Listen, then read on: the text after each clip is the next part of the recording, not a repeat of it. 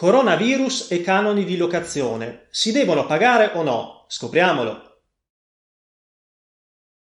In questo periodo capita ogni giorno di imbattersi nell'ultima opinione sul pagamento dei canoni di locazione a uso non abitativo. Abbiamo letto paper interessanti come quello di Asla e sentito altre voci isolate, peraltro in senso contrario, come quel collega di Montebelluna che di recente su Facebook invitava espressamente i conduttori a non pagare. In generale, gli interventi normativi delle nostre istituzioni non hanno contribuito a fare chiarezza. Se abbiamo a che fare con i locatori, ormai siamo abituati a illustrare loro lo stato dell'arte della questione, a rappresentare che un atteggiamento duro e puro sconterà tempi e ale ancora più drammatici del solito, a suggerire un approccio concreto che consenta un accordo bonario soddisfacente al di là della soluzione giuridica. In assenza di giurisprudenza consolidata, infatti, chiunque dia risposte granitiche o mente o è sprovveduto.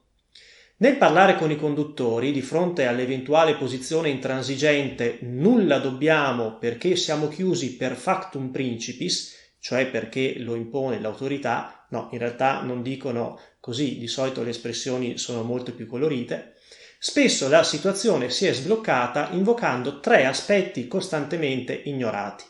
Vediamoli.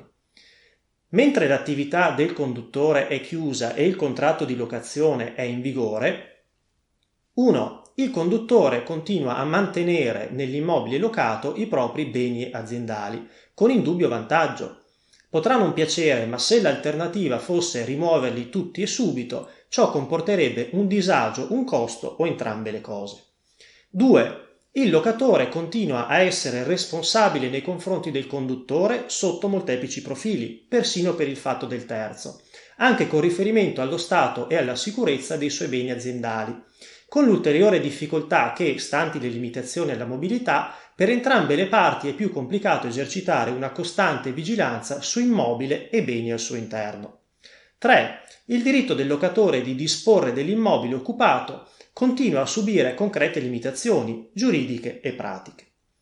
Tutti e tre questi aspetti hanno, se non proprio un costo, quantomeno un significato patrimoniale, che il conduttore in buona fede è tenuto a comprendere, se non altro per escludere la liceità della posizione sono chiuso, quindi non pago nulla, posizione insostenibile anche solo di principio nella gran parte dei casi. Iscrivetevi al nostro canale.